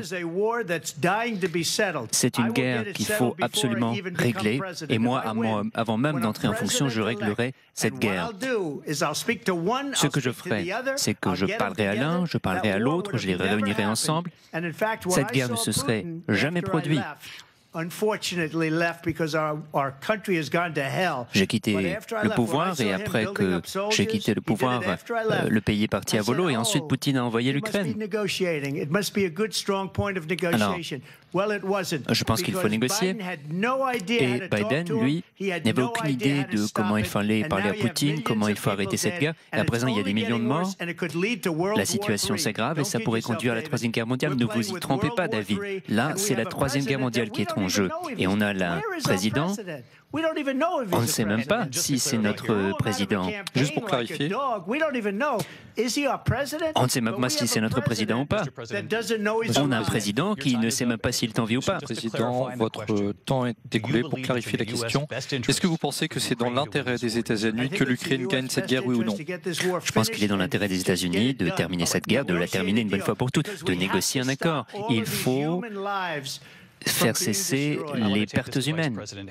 Je veux maintenant passer à la vice-présidente Harris, parlant du soutien à l'Ukraine, mais en tant que commandante en chef, si vous êtes élu, comment est-ce que vous feriez face à Poutine? Est-ce que ça serait différent de ce que fait Biden? Eh bien, tout d'abord, il est important de rappeler l'ancien président que vous n'êtes pas en train de vous battre contre Joe Biden, mais contre moi. Et la raison pour laquelle Trump dit que cette guerre serait terminée au bout de 24 heures, c'est parce qu'il abandonnerait tout, mais ce n'est pas la position des Américains. Je vais vous expliquer ce qui se passe. Moi, j'ai rencontré le président Zelensky quelques jours avant que la Russie envahisse son pays et essaye par la force de changer les frontières territoriales et de défier le droit international, à savoir l'importance de la souveraineté, de l'intégrité territoriale. J'ai rencontré le président Zelensky, j'ai partagé avec lui des informations pour voir comment se défendre. Et ensuite, je suis allée quelques jours après en Pologne, en Roumanie, et par notre travail, nous avons réussi à réunir 50 pays pour appuyer l'Ukraine dans son droit à se défendre. Et grâce à notre soutien, et grâce à la défense aérienne, grâce aux armes, grâce à l'artillerie, grâce à tout ce que nous avons pu fournir comme matériel et équipement, l'Ukraine reste un pays indépendant et libre. Parce que si Trump avait été président, Poutine serait déjà à Kiev. Et comprenez bien ce que ça veut dire. Poutine, il ne cherche pas juste à envahir l'Ukraine. Comprenez bien pourquoi les alliés européens, pourquoi nos alliés de l'OTAN sont si ravis que vous ne soyez plus président, que ce soit nous qui soyons à la tête du pays. On comprend bien quelle est l'importance de cette formidable alliance, la plus grande alliance au monde, l'OTAN. Ça a permis de préserver la possibilité pour les Ukrainiens de se battre pour leur indépendance. Parce que sinon, Poutine serait simplement déjà à Kiev, à regarder le reste de l'Europe. Et il y a des Américains d'origine polonaise ici en Pennsylvanie à qui j'ai envie de dire que très vite, en fait, vous abandonneriez l'Ukraine simplement parce que vous avez de l'amitié pour un dictateur. Vice-présidente Harris, merci beaucoup. On vous a entendu sur l'Ukraine. On a parlé de l'Afghanistan dans leur passé. J'aimerais répondre. Je vais vous donner une minute. Poutine y serait à Moscou et il n'aurait pas perdu 300 000 hommes et femmes. Lui, il serait à Moscou, c'est moi qui parle. Il serait à Moscou, bien plus heureux qu'il est aujourd'hui, mais au bout du compte, il a une chose que d'autres n'ont pas, une puissance nucléaire. Il a des armes nucléaires. Peut-être qu'il les utilisera, et peut-être qu'il menace de les utiliser, mais en tout cas, il en a, les armes nucléaires. C'est une chose dont on n'aime pas parler, personne ne l'aime. Mais pour que l'on comprenne bien, ils l'ont envoyé pour négocier un traité de paix avant que la guerre commence, et 3 jours plus tard, Poutine a envahi l'Ukraine et a commencé la guerre. Car tout ce qu'ils ont dit était tout simplement faible et bête. Ils ont dit ce qu'il ne fallait pas dire, et la guerre a commencé. C'était elle, l'émissaire qui a été envoyé pour négocier avec Zelensky et avec Poutine. Elle l'a fait, et la guerre a commencé 3 jours plus tard. Et voilà les talents que nous avons avec Mme Harris. Elle est bien pire que Biden, et selon moi, c'est le pire président de l'histoire de notre pays. Elle, c'est la pire vice-présidente de l'histoire de notre pays. Je vais vous dire une chose. C'est une négociatrice terrible. Ils l'ont envoyée négocier, et dès qu'elle est repartie, Poutine a commencé son invasion. Président Trump, merci beaucoup. Vous avez dit qu'elle est allée négocier avec le président Poutine. Est-ce que vous l'avez déjà rencontré? Est-ce que vous pouvez nous clarifier ça? Encore une fois, je l'ai dit au début de ce débat, on va entendre toute une foule de mensonges de sa part. Lorsque je suis allée rencontrer le président Zelensky, j'ai rencontré 5 fois. La réalité est la suivante. Il s'agissait de faire en sorte que les États-Unis soient toujours une puissance qui défende le droit international, qui montre sa force et qui montre bien que nos alliances dans le monde entier dépendent de notre capacité à nous tourner et à nous occuper de nos amis plutôt qu'à favoriser nos ennemis, parce que vous adorez, vous adulez les hommes forts plutôt que de vous préoccuper de la démocratie. Et c'est exactement ce qui est en jeu ici. Le président des États-Unis est commandant en chef et le peuple américain a le droit de s'appuyer sur un président qui comprend bien l'importance du rôle de l'Amérique et sa responsabilité, à savoir garantir la stabilité. Et il faut vraiment que nous défendions nos principes, que nous ne soyons pas prêts à les vendre simplement parce qu'on veut se faire flatter. On a parlé de l'Ukraine, de Vladimir Poutine, j'aimerais parler d'Afghanistan. On en a parlé dans la première heure de ce débat. J'aimerais parler de l'Afghanistan. On a dit que Trump avait fait les plus grandes choses qu'on n'a jamais vues. Il y avait 28 pays en Europe et les 28 pays ont payé. Il était à la tête de l'OTAN et il m'a dit, moi je n'ai jamais vu une chose aussi formidable. Pendant des années, on payait pour toute l'OTAN. L'Europe obtenait tout, le commerce, l'OTAN, et je suis arrivé et ils ont payé. Il ne faut pas refaire la même erreur deux fois. Il faut dire, si on ne paye pas, on ne vous protégera pas. Et ensuite, ils ont payé. On a dit que c'était un des travaux les plus extraordinaires qu'il y ait eu. Je veux maintenant parler de l'Afghanistan. On en a parlé durant la première heure du débat. Et on a vu un moment poignant sur le Capitole. On a honoré les soldats qui sont morts dans la retraite d'Afghanistan. Je veux demander à la vice-présidente, est-ce que vous pensez que vous avez une responsabilité dans la manière dont ce retrait s'est déroulé? Je dirais que je suis d'accord avec la décision du président Biden de se retirer de l'Afghanistan. 4 présidents l'avaient dit et Joe Biden l'a fait. Le résultat, c'est que les contribuables américains n'ont plus à payer des sommes considérables, $300 000 par jour pour l'Afghanistan. Et aujourd'hui, il n'y a plus de soldats américains qui soient dans une zone de combat active. C'est la première fois ce siècle. Et je voudrais que nous voyions bien d'où nous partions. Eh bien, Donald Trump, lorsqu'il était président, a négocié un des accords les plus faibles qu'on puisse imaginer. Même un de ses conseillers a dit que c'était un accord faible et terrible. En fait, il a contourné le gouvernement afghan. Il a négocier directement avec des terroristes, les talibans, et en fait, il s'agissait de libérer 5000 talibans. Et écoutez bien, le président à l'époque a invité les talibans à Camp David, alors qu'on connaît bien l'importance historique pour les Américains de ce lieu. C'est un lieu dans lequel nous honorons la diplomatie américaine, où nous avons reçu des leaders du monde entier respecté. Et cet ancien président, ici, en tant que président, il a invité les talibans à Camp David parce qu'encore une fois, il n'apprécie pas le rôle, il ne comprend pas le rôle et la responsabilité du président des États-Unis, qui est commandant en chef, qui doit être respecté. Et ça nous ramène à la manière dont il n'a cessé de rabaisser nos soldats, nos militaires. Or, en fait, il faut défendre la force et le respect des États-Unis dans le monde entier. Vice-présidente Harris, merci beaucoup de votre réponse, président Trump. Oui. Si l'on jette un œil sur cette période, les talibans tuaient nos soldats, nombre de nos soldats, avec des snipers. Et moi, j'ai commencé les négociations avec les talibans, car c'était les talibans qui tuaient nos soldats. Je me suis impliqué. Et Abdul, le chef des talibans, il est toujours à la tête des talibans. Et j'ai dit à Abdul, arrêtez de tuer nos soldats. Si vous continuez, vous allez avoir des problèmes. Et il m'a demandé, pourquoi est-ce que vous m'envoyez une photo de ma maison? Vous allez comprendre, Abdul. Et pendant 18 mois, aucun soldat n'a été tué. On a eu un accord, Pompeo l'a négocié, un très bon accord, et voilà pourquoi on se serait retiré de l'Afghanistan plus rapidement, sans perdre un seul soldat, on n'aurait pas laissé les Américains derrière nous, et on n'aurait pas laissé 800 millions de dollars d'équipements militaires extraordinaires et tout neuf derrière nous, et l'accord disait qu'il fallait remplir un certain nombre de conditions, et ils n'ont pas rempli les conditions. Nous avons mis un terme à cet accord, nous, car ils n'ont pas rempli les conditions. Et ces gens-là ont effectué le pire retrait. C'était le moment le plus embarrassant pour notre pays dans notre histoire. Et voilà pourquoi la Russie a attaqué l'Ukraine, parce qu'ils ont vu à quel point ils étaient incompétents. Président Trump, merci. J'aimerais maintenant passer aux questions raciales et de politique dans ce pays. Vous avez dit récemment, je ne savais pas qu'elle était noire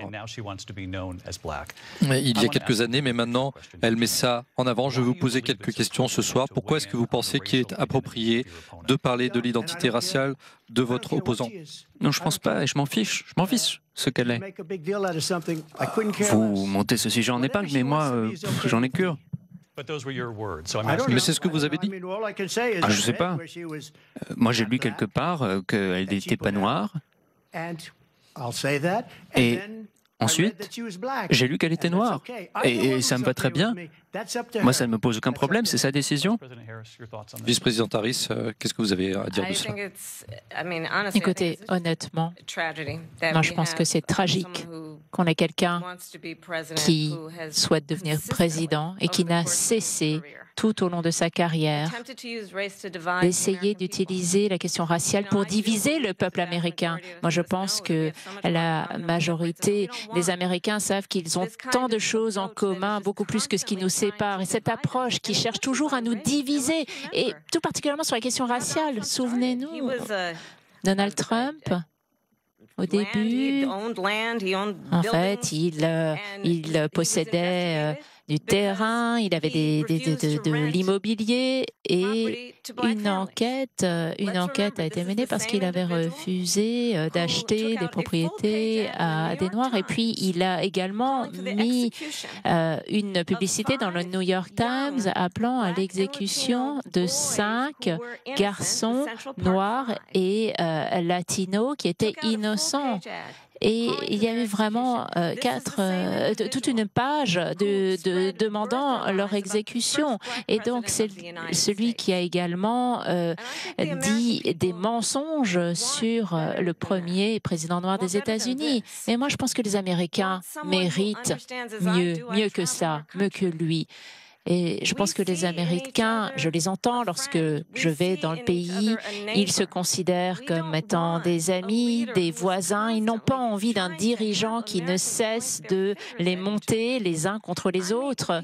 Moi, je rencontre des citoyens américains tous les jours qui me disent « Est-ce qu'on ne pourrait pas simplement entendre un discours qui nous explique comment on va investir dans les rêves et dans les aspirations du peuple américain, quelle que soit leur origine ethnique, que soit la langue de leur grand-mère. Nous avons tous les mêmes aspirations, les mêmes souhaits, les mêmes rêves, et nous souhaitons avoir un président qui investisse là-dedans, et pas dans la haine et la division. » Merci, vice-président Harris. Président Trump. C'est la présidence qui nous a le plus divisés dans l'histoire de notre pays. C'est sans précédent. Ils détruisent notre pays. Ils inventent tout un tas de choses comme ce qu'elle vient de dire. Ils remontent bien des années en arrière. À l'époque, Bloomberg était d'accord avec moi sur ce groupe de 5 personnes à Central Park. Ils ont plaidé coupables d'ailleurs. Et moi j'ai dit, bon, ils ont plaidé coupables, ils ont tué une personne. Et s'ils ont plaidé coupables, bon, on a une personne en face de moi qui doit remonter des années et des années en arrière parce que là, il n'y a rien à dire. J'ai construit une des plus grandes économies dans l'histoire de tout notre pays. Je vais reconstruire l'économie qui sera encore plus belle, plus forte. Et eux, ils détruisent notre économie. Ils ne savent absolument pas ce que c'est, une bonne économie, leur politique en matière de pétrole, toute leur politique catastrophique. Elle essaye de sortir du giron de Biden. Mais c'est Biden pourtant. On a la pire inflation qu'on n'a jamais eue, l'économie est dans un sale état, l'inflation en est la cause, et... Merci, Monsieur le Président, vous n'avez plus le temps. Je voudrais répondre brièvement, si vous le permettez. Très clairement, je ne suis pas Joe Biden, c'est évident. Et très certainement, je ne suis pas Donald Trump non plus. Et ce que je vous propose, c'est une nouvelle génération de leadership pour notre pays. Une génération de leaders qui pensent à ce qui est possible, qui nous apporte un peu d'optimisme, qui nous propose de réfléchir à ce que l'on peut faire plutôt que de toujours décourager les Américains. Moi, je crois en nous. Je crois que nous pouvons renforcer nos petites entreprises et c'est la raison pour laquelle j'ai un plan. Parlons de nos plans, parlons des mesures et comparons nos plans. Moi, j'ai un plan pour donner aux start-up, aux entreprises des crédits d'impôt pour pouvoir justement aller de l'avant, mettre en œuvre leurs idées. J'ai un plan, $6 000 pour les jeunes familles qui ont des nouveau-nés, pour les aider à cette étape vraiment importante, la naissance de leur premier enfant. Et j'ai un plan, il s'agit de permettre à la population d'atteindre le rêve américain, à savoir les aider à avoir un apport initial de $25 000 pour les primo-accédants à la propriété. Voilà, c'est le type de discours que les Américains ont envie d'entendre ce soir plutôt qu'une discussion qui consiste à ne cesser de rabaisser. Tournons la page. Président Harris, merci beaucoup, vous n'avez plus le temps. Let's turn to policy, please. Ils veulent retirer les fonds de la police, ils ont un projet pour confisquer les armes de tout à chacun, Président Trump, de permettre des cambriolages en Pennsylvanie et dans d'autres endroits. Là, il faut que je réponde. Il faut que je réponde. L'ancien président a dit quelque chose qu'il faut que je réponde. Il faut que je réponde. Il faut que je réponde. c'est la troisième fois que vous êtes candidat à la présidence. Vous avez toujours dit que vous supprimeriez l'Obamacare, vous n'y êtes pas arrivé. Maintenant, vous dites que vous maintiendrez l'Obamacare à moins de pouvoir faire mieux. Le mois dernier, vous avez dit « nous y travaillons ». Alors ce soir, 9 ans après votre première proposition, avez-vous un plan? Quel est-il? L'Obamacare, c'était une sécurité sociale épouvantable. Et ça n'a pas changé. Ce que j'ai dit, si on trouve une solution et nous y travaillons, on remplacera l'Obamacare. Je vais vous dire une chose. Moi, j'ai hérité de l'Obamacare car les démocrates ne voulaient pas changer, ne voulaient pas voter pour changer l'Obamacare. S'il avait fait, on aurait eu un projet bien mieux que l'Obamacare. Mais les démocrates ne voulaient pas voter pour cet autre projet. Quand j'étais président, je pouvais décider soit je garde et je l'améliore, ou je le laisse péricliter. Moi, j'avais l'impression que j'avais une obligation, même si politiquement, j'aurais pu tout simplement le laisser péricliter. Ce que j'ai dit à mes conseillers, et j'ai des sacrés conseillers, j'avais de très bons conseillers dans mon gouvernement, et c'est pareil, on a des mauvais, mais eux, ils en ont vraiment des mauvais et ils ne s'en débarrassent pas. J'avais une décision à prendre. Est-ce que je garde Obamacare et j'essaie de le rendre le meilleur possible ou je le laisse de côté? Ce que j'ai fait, c'est j'ai sauvé Obamacare, j'ai pris la bonne décision et pourtant, ce ne sera jamais un bon programme. C'est bien trop cher pour les gens. Ce que nous allons faire, on a différents projets. Si on trouve un plan qui coûte moins d'argent aux Américains et leur apporte une meilleure protection que l'Obamacare, alors je le ferai. Oui, absolument. Mais d'ici là, je laisserai l'Obamacare. Donc vous n'avez toujours pas de plan? J'ai des idées pour un plan. Pour le moment, je ne suis pas encore président.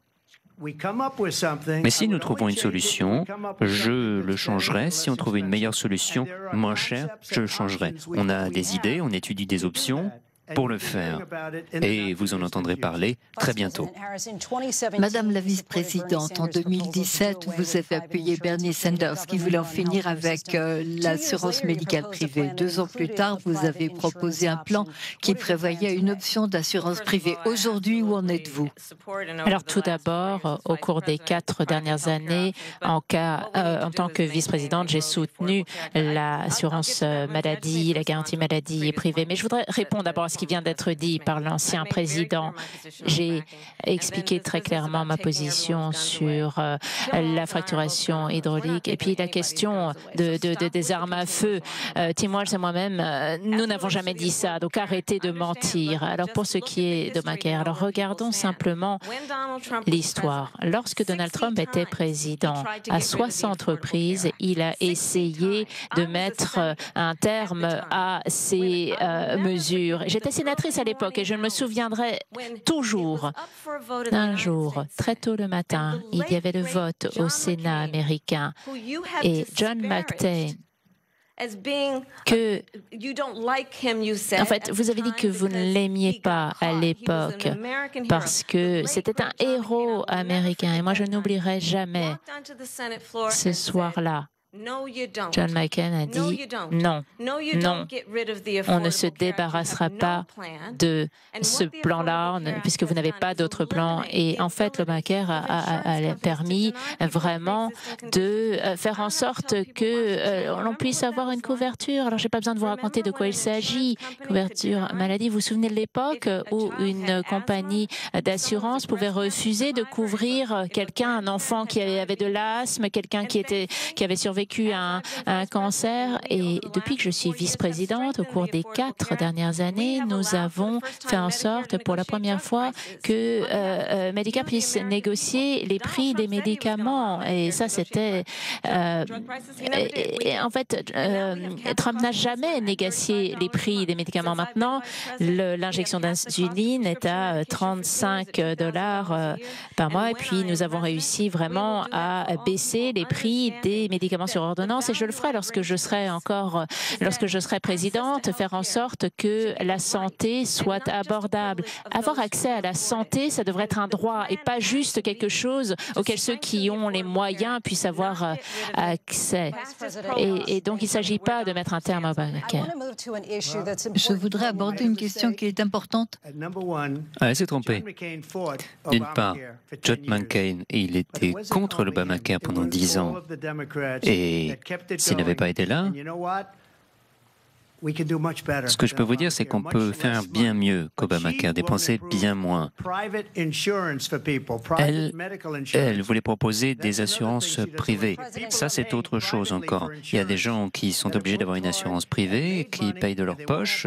Ce qu'elle veut, elle, c'est que tout le monde ait une assurance publique où on attend 6 mois pour une opération urgente. Monsieur le Président Trump, il y a une autre question que j'aimerais aborder qui est importante pour un grand nombre d'Américains, notamment les jeunes électeurs, le changement climatique. Concernant l'environnement, vous avez dit qu'il fallait de l'eau propre, de l'air propre. Madame la vice-présidente, vous avez dit que le changement climatique représentait une menace existentielle. Alors, à vous deux, que feriez-vous pour faire quelque chose pour le changement climatique? Eh bien, vous savez que l'ancien président a dit que le changement climatique, ça n'était pas une réalité, c'était une arnaque. Et en fait, ce qu'on se rend compte, que si on demande à quiconque qui a été victime des conséquences du changement climatique, lorsque l'on perd sa maison et qu'on ne sait pas où aller, alors nous savons que les jeunes se préoccupent beaucoup du climat. Et je suis fière parce qu'au cours des 4 dernières années, nous avons investi 1 000 milliards de dollars dans la production de l'industrie verte. Nous avons réussi à créer plus de 80 000 emplois dans l'industrie verte. Nous avons investi dans des énergies propres. Nous ouvrons des usines dans le monde entier. Ce qu'a dit Donald Trump, c'est qu'il allait créer des emplois manufacturiers. En fait, il en a détruit. Et je suis ravie également du fait que nous faisons en sorte que l'on investisse dans une économie propre. Il s'agit d'investir également dans l'industrie américaine, l'industrie automobile américaine, et il s'agit aussi d'ouvrir des usines automobiles plutôt que de les fermer. Non, c'est pas vrai. Ils ont perdu des dizaines de milliers d'emplois manufacturiers au cours des derniers mois. Tous les emplois quittent le pays. Ils construisent des grandes usines automobiles au Mexique. Et souvent, ces usines sont propriétés de la Chine. Ils construisent d'énormes usines et ils pensent qu'ils vont vendre leurs voitures aux États-Unis à cause de ces gens-là. Ce qu'ils ont donné à la Chine, c'est vraiment incroyable. On ne va pas leur permettre de le faire. On va imposer des droits de douane pour empêcher que ces voitures entrent dans nos pays, car ils vont tuer les travailleurs de l'industrie automobile, que ce soit à Détroit, en Caroline du Sud ou dans d'autres endroits. Ce qu'ils ont fait aux entreprises, aux emplois manufacturiers dans ce pays, c'est une catastrophe. On n'a plus rien, tout simplement parce qu'ils refusent. Vous savez, Biden, il a peur de bouger le petit doigt. Ils reçoivent tout cet argent de l'Ukraine, ils reçoivent tout cet argent de différents pays, et puis on se demande pourquoi Biden est loyal à un tel ou à un tel. Pourquoi il a obtenu plus de 3,5 millions de dollars de la femme du maire de Moscou? Pourquoi est-ce qu'il paye des millions de dollars? C'est une administration qui est complètement corrompue et ils sont en train de vendre nos pays au plus offrant. Merci, Président Trump. On reviendra bientôt avec les déclarations finales de nos candidats pour ce débat présidentiel de Philadelphie.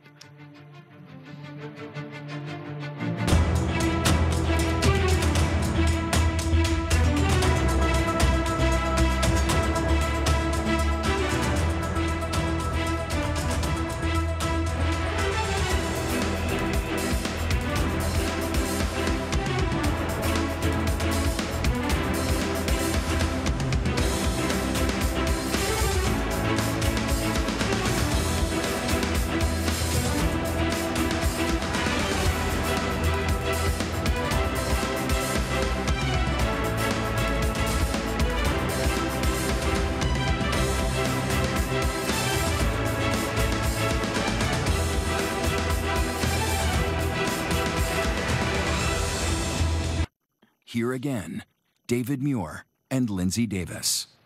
Et bienvenue avec nous pour les déclarations de clôture. On commence par la vice-présidente Harris. Je vous remercie. Je vous remercie. Je pense que vous avez vu ce soir deux visions très différentes de notre pays. L'une qui se concentre sur l'avenir et l'autre qui ne cesse de revenir au passé et qui essaye de nous faire revenir en arrière. Mais nous n'allons pas revenir en arrière. Et je suis convaincue du fait que les Américains savent bien que nous avons beaucoup plus de choses en commun que de choses qui nous séparent. Et nous pouvons vraiment aller de l'avant. Et la vision, c'est d'avoir un plan, bien comprendre les rêves, les aspirations, les espoirs, les ambitions du peuple américain. C'est la raison pour laquelle j'ai l'intention de créer une économie des possibles, m'intéresser, investir dans des petites entreprises, dans les nouvelles familles, protéger les seniors, investir pour donner vraiment plus de pouvoir d'achat aux classes moyennes, à la main-d'œuvre, croire à ce que nous pouvons faire ensemble pour pouvoir maintenir la position de l'Amérique dans le monde et garder le respect que nous méritons, y compris respecter notre armée, parce que nous avons vraiment les forces armées les plus fortes au monde. Je serai une présidente qui va préserver nos droits fondamentaux, y compris le droit des femmes au libre arbitre. Ce n'est pas au gouvernement de dire aux femmes quoi faire. Moi, j'ai commencé ma carrière comme procureur. J'ai été procureure générale, j'ai été également sénatrice. Maintenant, je suis vice-présidente et je n'ai qu'un seul client, le peuple. Et en tant que procureur, je n'ai jamais demandé à une victime ou un témoin, est-ce que vous êtes républicain ou démocrate? Moi, j'aurais toujours demandé, est-ce que ça va? Et c'est de ce type de président qu'on a besoin aujourd'hui. Quelqu'un qui s'intéresse à vous et qui ne se met pas lui en avant. Moi, j'ai l'intention d'être la présidente de tous les Américains et de me concentrer sur ce que nous allons faire au cours des 10, 20 prochaines années pour reconstruire notre pays en investissant maintenant. Merci, Madame la vice-présidente. Monsieur le Président. Elle a commencé à dire elle va faire ci, elle va faire ça, elle va faire toutes sortes de choses formidables. Et pourquoi elle est depuis 3 ans au pouvoir? Pourquoi elle ne l'a pas fait jusqu'à présent? Ils ont eu plus de 3 ans pour régler le problème de la frontière, plus de 3 ans pour créer des emplois et toutes ces choses dont nous avons parlé ce soir. Pourquoi ne l'a-t-elle pas fait jusqu'à présent? Et il faudrait qu'elle quitte la salle générale, qu'elle retrouve le Capitole, la Maison-Blanche, et elle devrait faire maintenant ce qu'elle veut faire, et pourtant, ils n'ont rien fait. Vous croyez à toutes sortes de choses auxquelles ne croient pas les Américains. Vous êtes contre la fracturation hydraulique. Nous allons redonner sa grandeur à notre pays. L'Allemagne, ils sont revenus à des plans énergétiques normaux. On ne peut pas sacrifier notre pays pour des fausses visions. Je pose une question simple. Pourquoi ne l'a-t-elle pas fait jusqu'à présent? Notre pays échoue. Notre pays est en déclin. Tout le monde, partout dans le monde, se moque de nous. Je connais bien toutes sortes de dirigeants. Ils viennent me voir, ils m'appellent. On se moque de nous partout dans le monde. On ne comprend plus ce qui se passe dans notre pays. On n'est plus des bons dirigeants. On ne sait plus ce qui se passe. Il y a des guerres partout dans le monde. Au Moyen-Orient, il y a une guerre avec la Russie, avec l'Ukraine, qui va se transformer en troisième guerre mondiale. Ce sera une sacrée guerre mondiale avec des armes nucléaires.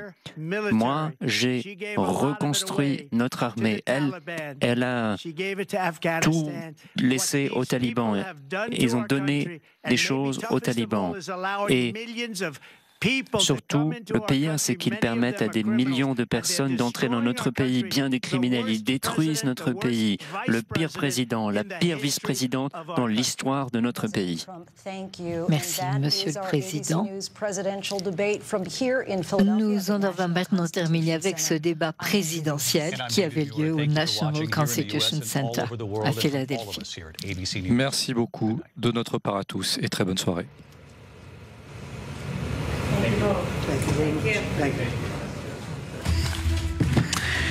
Bonjour à tous, merci d'être avec nous en direct sur LCI. Vous venez d'assister au premier débat et peut-être au seul débat entre Donald Trump et Kamala Harris.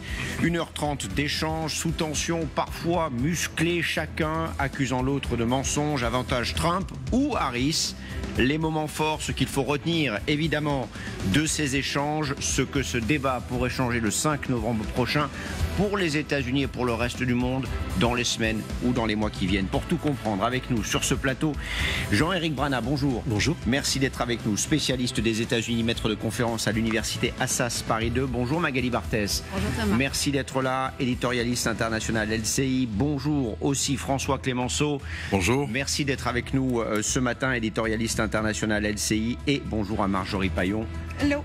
Journaliste, spécialiste de la politique américaine. Avant de vous entendre, Axel Monnier est à Washington pour LCI. On va aller le retrouver dans un instant. D'abord, un premier constat tout simple. Les deux, que ce soit Donald Trump ou Kamala Harris, ont tenu le choc. Selon vous, qui ressort gagnant, si gagnant il y a, du débat de cette nuit, Magali? Pour moi, Kamala Harris a vraiment fait le job et plus que le job ce soir parce que c'était finalement la première fois qu'elle rencontrait Donald Trump, qu'elle devait donc battre le fer avec lui. Depuis qu'elle est officiellement candidate, on l'avait très très peu entendue. Elle avait fait une seule interview sur CNN. Mais c'est vrai que les médias américains lui reprochaient un peu de se cacher. Bon ben là, ce soir, elle est montée sur le ring et elle a tenu le choc face à un Donald Trump qui s'est tenu lui aussi, mais qui quand même au fur et à mesure du débat est devenu de plus en plus agressif. Elle a su quand même répondre sur le fond, impulser quand même un message. On ne peut pas revenir en arrière, ça l'a dit à très nombreuses reprises. On ne peut pas revenir en arrière. En gros, Trump est un has-been. On va arrêter et avec moi, l'Amérique va changer, l'Amérique va être réconciliée. Les Américains attendaient de connaître Kamala Harris. Il y a presque c'est 28% des Américains qui disaient attendre de voir ce débat pour essayer de la cerner davantage parce que finalement, ils la connaissaient peu. Je pense que ce soir, quand même, ils ont certainement vu qu'elle avait potentiellement les épaules pour être le fameux commandant en chef que l'Amérique regarde. C'est plutôt un débat réussi. Elle risquait très très gros dans ce débat. Les démocrates avaient peur qu'elle s'effondre. On sait à quel point les sondages sont extrêmement serrés. Elle a tenu le coup, donc plutôt avantage Kamala Harris ce soir. Jean-Éric Brana, l'un des enjeux de ce débat ce soir pour Kamala Harris était d'éviter un naufrage comme celui qu'a connu Joe Biden. Est-ce mission accomplie? Ah oui, s'il s'agissait d'éviter un naufrage, c'est largement accompli. Il s'agissait aussi de se présenter au pays, parce qu'il ne faut pas oublier que la plupart des Américains connaissent son nom, mais ne la connaissent pas. Et elle l'a fait avec une force inouïe, parce qu'on en ressort une phrase qui a été martelée pendant tout le débat. J'ai un projet. J'ai un projet pour vous. Et elle n'a pas arrêté de dérouler cette idée-là en disant j'ai un projet sur l'économie, j'ai un projet sur la santé, j'ai un projet sur l'avortement, j'ai un projet pour votre vie quotidienne, j'ai un projet avec de l'économie solidaire. En réalité, ce que les Américains veulent entendre, c'est ça. C'est que le président qui va se présenter ne se présente pas pour lui-même, mais qui se présente pour les Américains. Et on a eu l'affrontement entre un Donald Trump qui expliquait qu'il fallait l'élire, comme l'a dit Viktor Orban, parce qu'on a besoin de Donald Trump, parce que c'est le meilleur. Si je cite Viktor Orban, c'est parce que Donald Trump l'a fait lui-même, bien entendu.